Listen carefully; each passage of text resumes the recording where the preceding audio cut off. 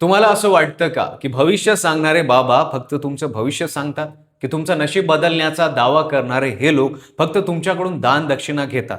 पण आजची कथा नाशिकच्या तथाकथित ज्योतिष स्वघोषित कॅप्टन अशोक खराची आहे, ज्याने देवी शक्तीच्या नावाखाली केवळ महिलांच्या शरीराचं शोषण केलं नाही, तर त्यांना योनिपूजा, शक्तिप्राप्ती अशा घृणास्पद गोष्टींची भीती दाखवली. वयाची 60वी पार केलेल्या या म्हाताऱ्या लांडग्यांनी आपल्यापेक्षा निम्म्याहून कमी वयाच्या म्हणजे 24-28 वयाच्या तरुण मुलींना कसं गुलाम बनवलं?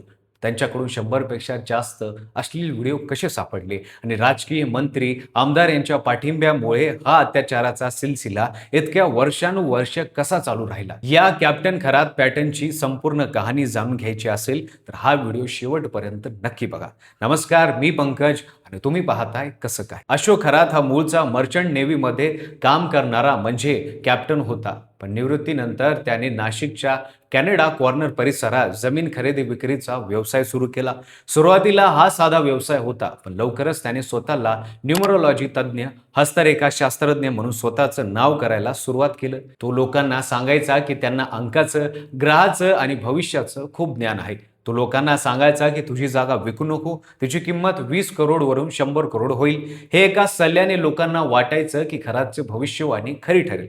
अशा प्रकारे त्याने आपल्या भोवती व्यावसायिकचं नव्हे, उच्चपदीय अधिकाऱ्यांनाही जमा केलं. बदल्या करून देईल, काम पूर्ण करून घेईल अशी वचन देऊन त्याने आपलं नेटवर्क मोठं केलं. पुढे 2019 साली अशोक खरातनी त्याच्या गुरूंना दिलेलं वचन पूर्ण केलं. त्याने नाशिकमधल्या मेरगावमध्ये 25 एकर जमीन घेऊन ईशान्येश्वर महादेव मंदिर बांधलं. हे मंदिर म्हणजे त्याच्या क्राईमचं हेडक्वार्टर बनलं. आता त्याच्या भक्तींची संख्या झपाट्याने वाढली. या मंदिरामुळे त्याचं राजकारणाशी असलेलं कनेक्शनही भक्कम झालं. तत्कालीन उपमुख्यमंत्री एकनाथ शिंदे यांच्यापासून ते अनेक मंत्री, राष्ट्रीय नेतेही या मंदिरात येऊ लागले. यामुळे खरातचं भक्त म्हणून नव्हे तर राजकीय गुरु म्हणूनही स्थान वाढलं. त्यांचे कॅनडा कॉर्नरच्या ऑफिसला मठाचं स्वरूप आलं. भक्तांचा राबता वाढला आणि त्यांच्याकडून मिळणाऱ्या देणग्याही वाढू लागल्या. पण या सगळ्या भक्ती, दान, मंदिरामागे लपलेलं खरे राक्षसी रूप आता उघडकीस आले. एका 28 वर्षीय महिलेच्या FIR मधून हा संपूर्ण पॅटर्न उघड झालाय. ही महिला 2019 मध्ये तिच्या मेहुण्यासोबत खरातकडे आली. तिचं लग्न चांगल्या स्थळी व्हावं म्हणून ती आली होती. खरातने तिला आपल्या ऑफिसमध्ये बोलवलं, डोक्यावर हात ठेवून मंत्र म्हणायला आणि सांगितलं की तुझं भविष्य मी पाहिलंय. तुझं लग्न श्रीमंत घरात होईल, पण त्यासाठी काही विधी करावे लागतील. बाहेर बसलेल्या भक्तांनाही बाबांकडे दिव्य शक्ती आहे असं सांगून तिचा विश्वास वाढवला. पुढे जुलै 2021 मध्ये त्यांच्यासाठी एक स्थळ आलं. तेव्हा खरातने तिला सांगितलं, लग्न करायचं असेल तर मी दिलेला काळा घडा गळ्यात घाल, नाहीतर लग्न मोडेल. स्थळ पसंत पडल्याने तिने खडा घातला, पण नंतर तिचं लग्न मोडलं. खरातचं म्हणणं खरं ठरलं. ती अधिकच घाबरली आणि त्याच्या जाळ्यात अडकत गेली. खरातने तिला तू माझ्या मुलीसारखी आहे असं म्हणून आणखी एक घडा घातला आणि त्यासाठी 50,000 रुपये घेतले. नंतर तिला दुसरं स्थळ आलं. साखरपुडा झाल्यावर खरातने मिरगावच्या मंदिरात पूजेसाठी बोलवलं. पूजाच्या निमित्ताने त्याने तिला एकटीला ऑफिसमध्ये बोलवलं. तिला पेढा खायला दिला आणि एका तांब्याच्या भांड्यातलं पाणी प्यायला लावलं. त्या पाण्याची चव खारट, कडवट होती. पाणी पिल्यानंतर तिला मळमळायला लागलं. खरातने सांगितलं, हे पाणी जितकं प्याल तितकं फळ मिळेल. ऑफिसमध्ये लाईट बंद केली. तिला गायत्री मंत्र म्हणायला लावलं आणि मागून उभा राहिला. तिच्या शरीराला स्पर्श करू लागला. छाती, पोटाला हात लावू लागला. येथे दोष आहे का असं म्हणायचा. जेव्हा महिलेनं विरोध केला तेव्हा खरातने सर्वात मोठी धमकी दिली, जर तू माझी प्रेयसी म्हणली नाहीस तर तुझं लग्न पुन्हा मोडेल, तुझ्यावर कोप होईल, तुझा नवरा मरेल. मी श्रीकृष्णाचा अवतार आहे, तू गेल्या जन्माची माझी राधा आहेस. अशा धमकीनं आणि दिव्य शक्तीच्या भीतीनं ती महिला खरात त्या अत्याचाराला बळी पडली. जानेवारी 2023 मध्ये तिचं लग्न झाल्यानंतरही खरातने नवऱ्याला बाहेर बसून याच ऑफिसमध्ये टेबलवर तिच्याशी शारीरिक संबंध ठेवले. त्याने तिला सांगितलं की ही योनी शुद्धीकरण पूजा आहे, ज्यातून ती पवित्र होणार आहे. नवऱ्याचा जीव जाईल या भीतीने तिने हे सगळं सहन केलं. या महिलेवर अशोक खरातने जानेवारी 2023 पासून डिसेंबर 2025 पर्यंत अनेकदा अत्याचार केले. पण प्रकरण उघडकीस आलं तेव्हा खरातच्या ऑफिस बॉय नीरज जाधवमुळे. नीरज जाधवने खरातच्या CCTV फुटेजमधून अश्लील व्हिडिओ काढून त्या महिलेला पाठवले आणि पैशाची मागणी केली. यावेळी महिलेनं धीर गोळा केला आणि तिच्या मेहुण्यानं तिला पाठिंबा दिला. अखेर तिने पोलिसात तक्रार केली आणि अशोक खरातचं बिंग फुटलं. पोलिसांनी केलेल्या छाप्यात खरातकडे 100 पेक्षा जास्त अश्लील व्हिडिओ सापडले आहेत. या व्हिडिओचा वापर तो महिलांना ब्लॅकमेल करण्यासाठी वापर करायचा. त्यांच्याकडे 8 लाख रुपयांची रोकड रक्कम, एक पिस्तूल, जिवंत काडतूसही जप्त करण्यात आली आहे.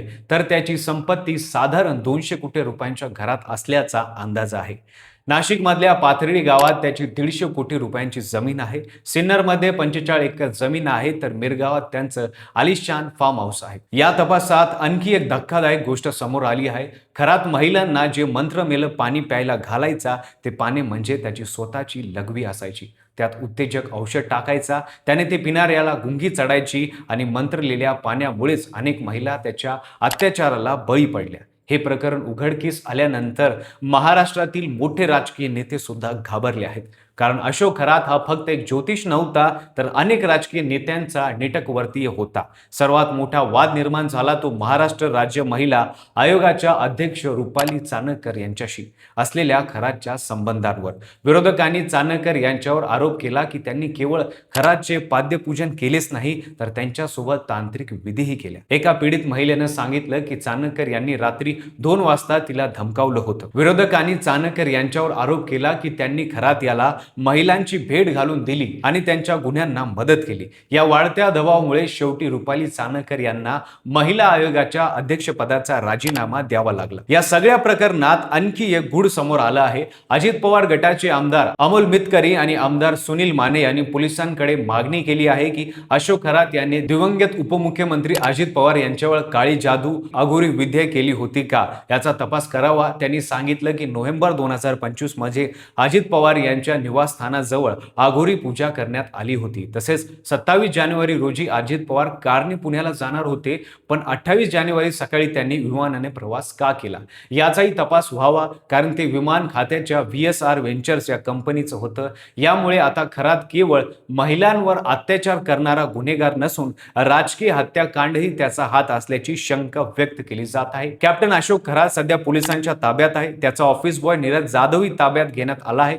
पण प्रश्न आहे, हा विकृतीचा पॅटर्न इतक्या वर्षानुवर्ष कसा सुरू राहिला?